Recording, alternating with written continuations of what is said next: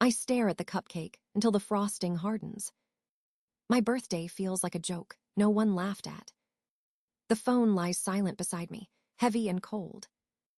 30 years, and I'm still waiting for permission to exist. I open my laptop, needing to see something that's mine.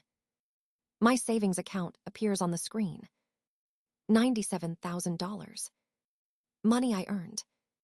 Money no one knows about. Each digit feels like a secret proof of survival. The hotel project bonus still sits untouched. $68,000 for turning old walls into beauty. They never asked about it. They never cared. But I did it. Me. I lean back, staring at the rain sliding down the glass. It looks like the city is crying for me. I wipe my face and laugh softly. No more waiting for applause. No more hopping they'll see me. My worth doesn't need their permission. The thought scares me and thrills me at once. What if I did something wild? Something just for me. I open another tab. Seattle Audi dealership. The cars gleam on the website like promises. Smooth curves. Steel confidence. I picture myself behind the wheel, rain streaking past. My heart beats faster. For once, the idea of spending doesn't feel reckless. It feels right. A declaration. A gift. Before I can talk myself out of it, I grab my phone. The number dials itself. Seattle Audi, this is Daniel speaking. His voice is cheerful, practiced.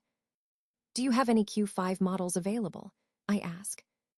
Yes, ma'am. Several. Would you like to schedule a test drive? I look at the untouched cupcake. The rain. The empty apartment. No, I'd like to buy one, tonight. A pause. Tonight. Yes, I'm serious. I hang up before doubt returns. The silence after the call feels charged. Something inside me has shifted. I walk to the mirror by the door. My reflection looks almost new.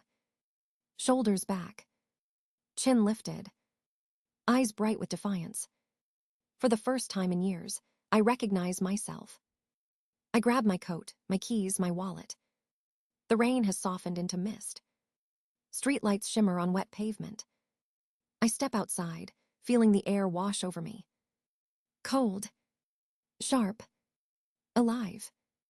Each step toward the elevator feels like a small rebellion. The city hums below, waiting. I press the car key in my palm like a promise. Not yet real, but soon. When the elevator doors close, my reflection stares back. No fear. Just quiet determination. I whisper to myself. If they won't celebrate me, I will. The words taste strong. Final. The elevator descends, humming softly. Outside, the rain begins again. But this time, it sounds like applause. The showroom glows like a glass cathedral. Lights shimmer across rows of polished cars. I walk in, heart thudding louder than my heels.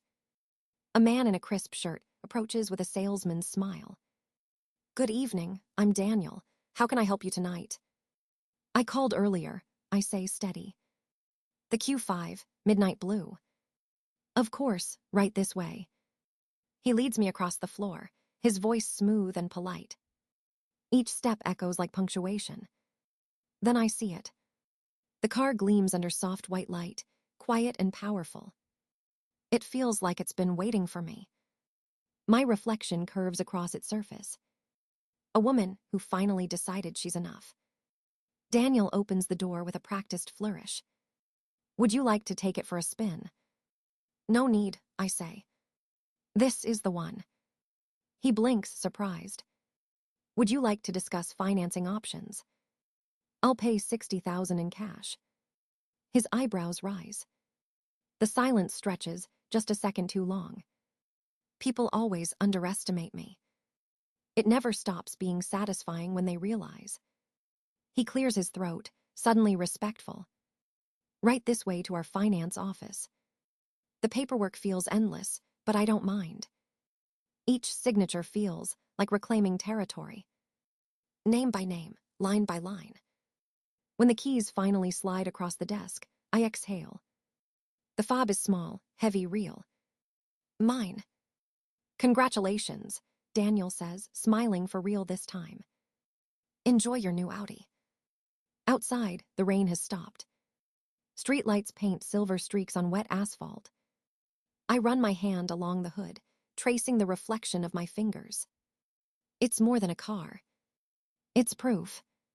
Proof that I can give myself what they never did. The engine purrs to life with a low, confident hum. I drive slowly at first, then faster. Seattle unfolds before me, lights flickering like applause. Wind tangles through my hair as if the city itself approves. At a red light, I catch my reflection in a window. The same woman, but different. Defined. Present. I pull over at Cary Park, where the skyline cuts through the night. The Space Needle glows like a promise. I park the car perfectly beneath the lights. The city spreads behind it, glittering and endless. I take out my phone, adjust the frame, and snap a photo. Midnight blue steel against a silver sky. I type slowly. Delete. Retype. Finally, I settle on the truth. Happy birthday to me, dream car, dream life. My finger hovers, then presses post. The screen floods with hearts, messages, surprise. Old friends. Coworkers. Even strangers. They see me now. Or maybe I finally see myself. The phone buzzes again. A call. Mom. I let it ring once, twice, 3 times. Then I answer. Lynn, she says sharply. Where did you get that kind of money? Not happy birthday. Not how are you. Just suspicion. I lean against the car, calm and unshaken. I earned it, Mom. The words come out steady, almost gentle. Her silence stretches through the line. I'll see you tomorrow, I add. But I'll be driving myself. When I hang up, the night feels electric. The rain starts again, light and rhythmic. It sounds like celebration. The driveway glistens with leftover rain. My new car hums softly as I park beside Dad's sedan. Through the window, I see their silhouettes waiting. Mom at the curtain. Dad standing with crossed arms. Lan Ann packing in the background. I take a deep breath, steady and slow. The cake box rests on the passenger seat. White frosting. Simple message. Happy birthday, Lynn, from me to me. It feels heavier than it should. I grab it, step into the cool night air. Mom opens the door before I reach it. Lynn, what a surprise, she says too brightly. Her eyes flick past me to the Audi. I smile faintly.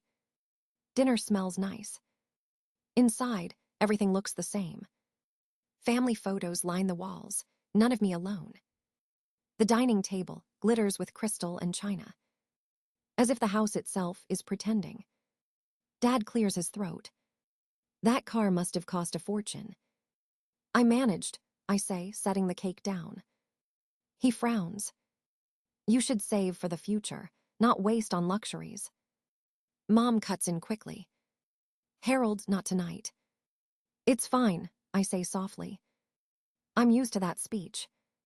Silence falls like dust. Lan Ann shifts in her seat. So the hotel project went well, she asks carefully. It did, very well. I cut my food slowly, savoring the calm before the storm. Dad sighs. You're talented, Lynn, but impulsive. Cars depreciate. I look up. So do people, when no one values them. He blinks, caught off guard. The table goes still. For a long time, no one speaks. Then I stand. I brought dessert. I place the cake in the center of the table. Remove the lid. The message gleams under the chandelier. Mom gasps softly. Oh, Lynn, we didn't. Remember, I finish for her. My voice doesn't shake. 30 years, and you never did. Dad shifts uncomfortably. That's not fair. Isn't it? I meet his eyes. My 16th birthday was a grocery store cake. Camille's had 50 guests and a string quartet. Mom's lips tremble. We never meant. My 20th, you went on vacation for Lan Ann's graduation. You told me someone had to stay home. Lan Ann stares at me, guilt dawning in her face. I didn't know, she whispers. I know, I say. That's the problem. The air thickens. 30 years of silence press between us. I don't need your apology, I continue. I just need you to understand. I won't disappear anymore. Dad shakes his head. Buying a car to make a point isn't maturity. It's not about the car, I say quietly. It's about finally giving myself what you never did, recognition. Mom covers her mouth, tears spilling. We love you, Lynn. Then see me, I answer. Really see me. No one moves. The grandfather clock ticks behind us, each second louder. I close the cake box, leaving it where it is. It's chocolate, I tell them. Your favorite, Dad. Then I turn toward the door.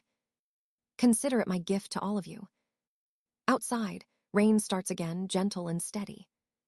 The car waits under the streetlight, shining like defiance. As I drive away, my hands tremble, but not from fear. For the first time, the silence feels like freedom. The rain follows me home, whispering against the glass. City lights flicker across the hood of my car. My hands stay tight on the wheel, heart steady now.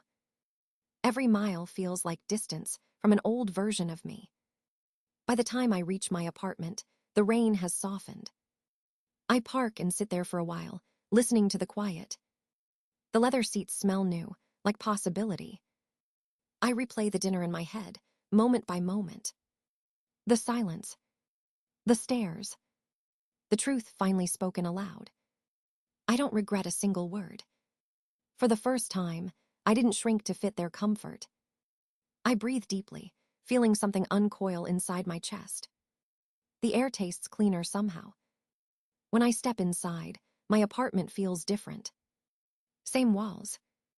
Same furniture. But everything carries new energy. The space belongs to me now. I pour a glass of wine and set my phone on the counter. It buzzes before I touch it. A message from Mom. We never meant to hurt you. Please call. Another from Dad. Family unity matters more than misunderstandings. I smile bitterly at that word, misunderstanding. 30 years of absence isn't a misunderstanding. It's a pattern. I take a slow sip, letting the warmth spread. Then the phone lights again. Lan Ann. Her message is short. Can we meet tomorrow, just us, 10 a.m. Elm Street Cafe? I stare at the screen for a long moment. Of all the reactions, hers surprises me the most. I type one word. Okay. Then I set the phone down and lean back. Outside, thunder rumbles somewhere distant. The world feels wide and awake. I think about the woman in the mirror at the dealership. The one who looked unafraid for the first time. That woman is still here. She's just beginning. I turn off the lights and walk toward the window. Rain streaks the glass in silver threads. Seattle glows beneath the clouds, soft and distant. Somewhere in that blur, a version of me disappeared. Tonight, another one is born. I open the window a crack. The air is cold, but alive against my skin. Behind me, the phone buzzes again. Another message from Mom. Please, Lynn, let's talk, we love you. Love. Such a simple word, stretched too thin. I close my eyes, breathing through the ache. They'll need time to understand what I said. So will I. Growth isn't gentle. It never is. I glance at the Audi key fob on the table. It gleams under the dim light like a tiny star. A symbol of defiance. A promise to myself. I whisper softly into the room. I see you now, Lynn. The words echo and settle like peace. I finish the wine, feeling warmth bloom inside me. Outside, the rain begins again. But tonight, it doesn't sound like sorrow. It sounds like applause. Morning light filters through thin clouds. The city is quiet, wrapped in fog and coffee steam. I arrive early at Elm Street Cafe, heart steady but alert. The smell of roasted beans fills the air like comfort. I choose a table by the window and wait. 10 minutes later, Lan Ann walks in. Her posture is perfect, but her eyes look tired. We haven't met like this in years. She spots me and hesitates before approaching. I stand halfway, unsure whether to hug her. She sits instead, wrapping both hands around her cup. I ordered you a latte, I say softly. Thanks, she murmurs, voice smaller than usual. For a moment, neither of us speaks. The clink of cups fills the silence between us. Finally, she looks up. I owe you an apology. Her voice breaks on the word. I stay quiet, waiting. I never saw it, she says, blinking fast. All those years, I just thought you were fine. Her eyes glisten. I was so used to being praised, I didn't notice the silence around you. I stare at her, unsure what to feel. Part of me wants to forgive, part of me still bleeds. You never wondered why no one showed up for my exhibits, I ask. She shakes her head slowly. I assumed you preferred staying low-key. You were always so calm, so composed. That wasn't calm, I say. That was invisible. The words land heavy between us. She covers her face with her hands. I was selfish, she says through tears. Mom and Dad made me the center of everything, and I let them. Her honesty disarms me. No excuses, no deflection. Just truth. I look out the window, watching people rush past with umbrellas. For years, I clapped the loudest for her, even when no one clapped for me. And she never noticed. I'm sorry, Lynn, she whispers. 4 simple words. They echo louder than the applause she once received. I can't change the past, she continues. But I want to do better now. For both of us. I nod slowly. It's not forgiveness yet, but it's a beginning. We sit in silence again, but it feels softer now. Less like distance, more like space to heal. She reaches across the table and touches my hand. Her palm is warm, trembling. Next time you have a project, I want to be there, she says. I almost laugh. Even if it's not glamorous. Especially then. Something loosens in my chest. Maybe this is how rebuilding begins, quietly. Not through grand gestures, but through showing up. The fog outside begins to lift, sunlight threading through the gray. We finish our coffee without rushing.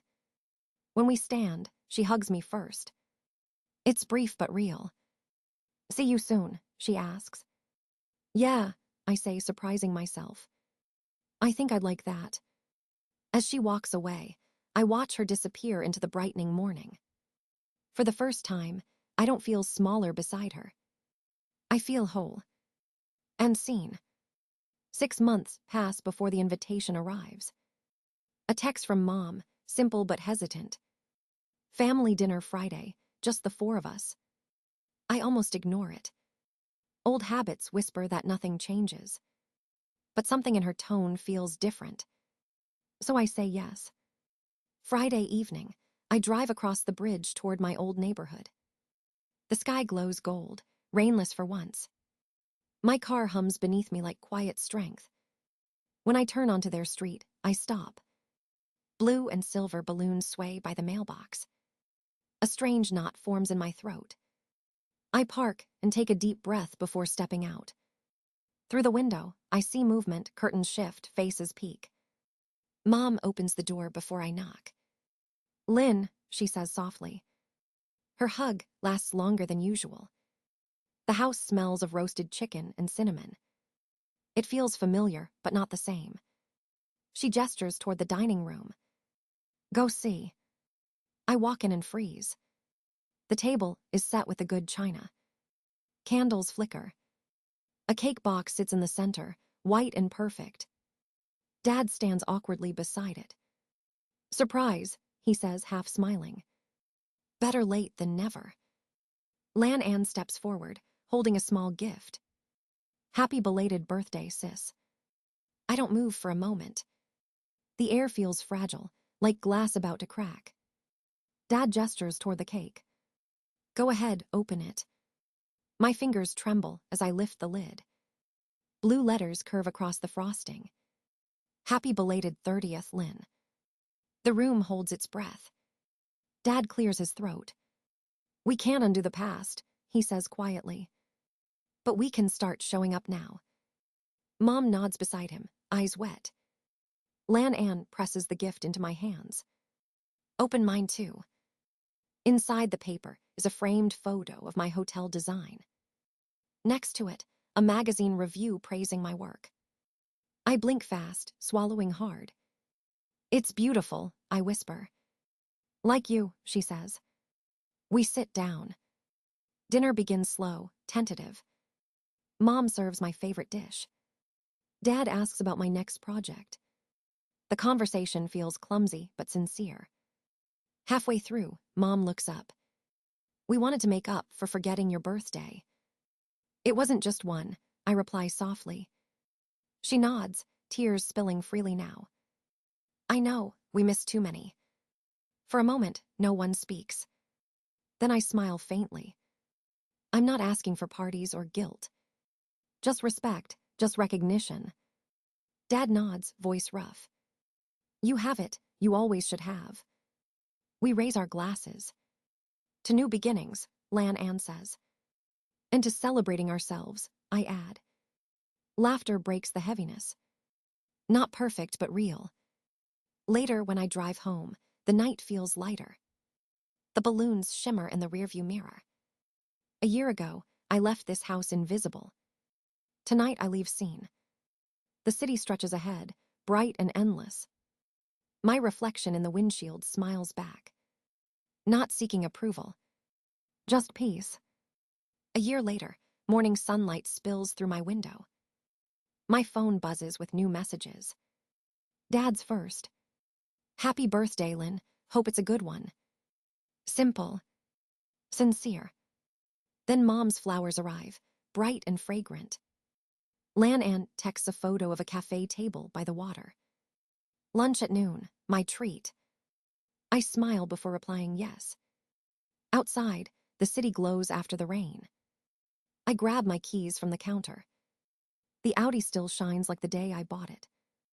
Every drive reminds me of that night I chose myself.